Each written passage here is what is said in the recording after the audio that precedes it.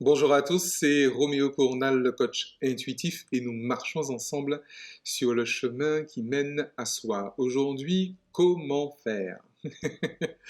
Alors, euh, après la sortie de la dernière vidéo, il y a plusieurs personnes qui me disent, oui mais attends Roméo, comment on fait ça? C'est bien beau, hein, trouver la paix, ouais, mais comment on fait? Je comprends ce que tu dis, euh, théoriquement, mais comment on fait? Alors, ma réponse là-dessus est justement, on ne fait pas. Alors, encore une fois, je sais que c'est hyper agaçant. Je sais que c'est agaçant, je vous ai dit. Hein, moi-même, il y a encore quelques années, quand on me tenait ce genre de discours, limite, j'aurais été boxeur que je me serais entraîné. Mais, mais vraiment, euh, comment on fait? Vous savez, récemment, je disais à une accompagnée, écoute, puisque tu fais un certain nombre de démarches, y compris euh, avec moi, pour atteindre quelque chose, et que tu n'arrives pas à ne pas faire pour un objectif, alors arrête de faire. Mm.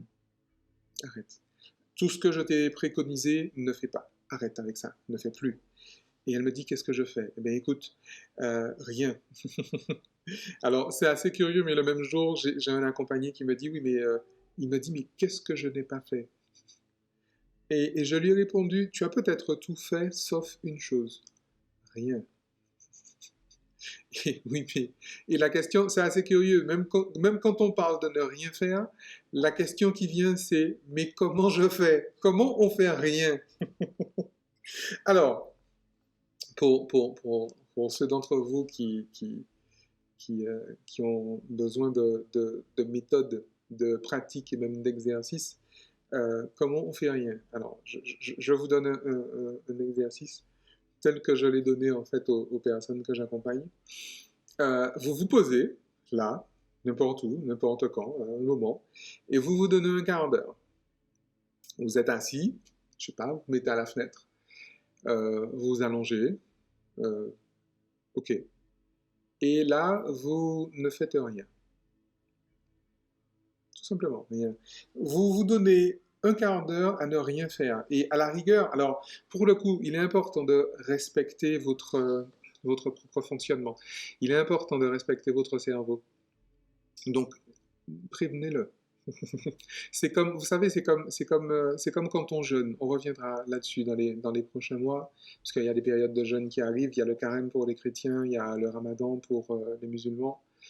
Euh, il y a d'autres périodes encore pour d'autres confessions, mais globalement, ça tombe à peu près dans les mêmes périodes. Et c'est peut-être justement une occasion pour des personnes qui jeûnent, de jeûner. Et vous savez, lorsqu'on jeûne, la dernière des choses à faire, c'est de dire à son cerveau, j'arrête de manger. Ne faites pas ça. Votre cerveau, vous l'avez programmé. Toute la vie, vous lui racontez qu'il faut manger pour vivre. Et puis tout d'un coup, vous lui dites, j'arrête de manger.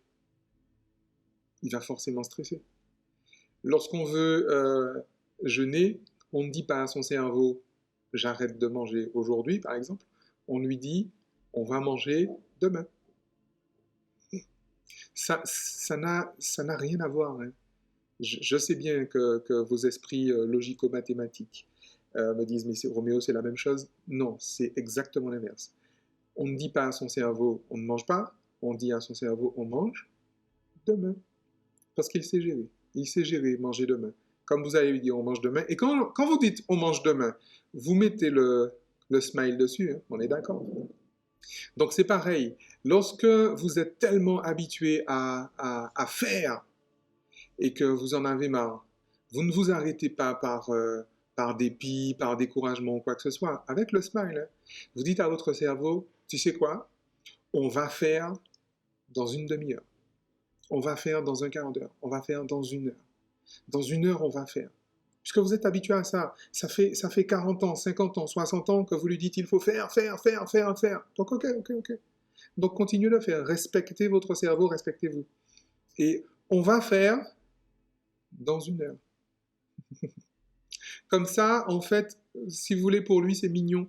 La mignoncité en neurosciences, c'est très important. La mignoncité, c'est la caractéristique de dire, en fait, le message qu'on envoie au cerveau, tu n'es pas en danger. Tu n'es pas en danger. On va faire dans 1 heure. Et dans l'heure, il sait gérer.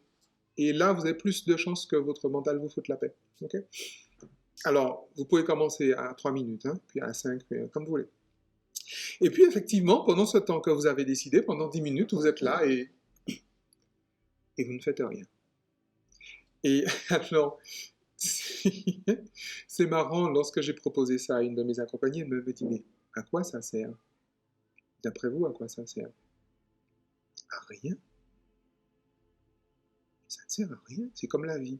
Ça ne sert à rien. Vous ne faites rien.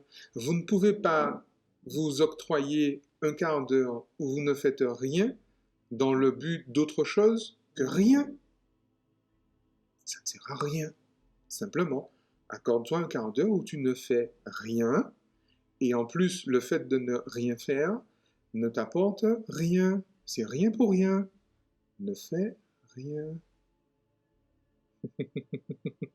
Et je vous garantis que c'est une excellente, excellente façon de faire un super usage de son âme. Donc, encore une fois, âme, usez-vous bien.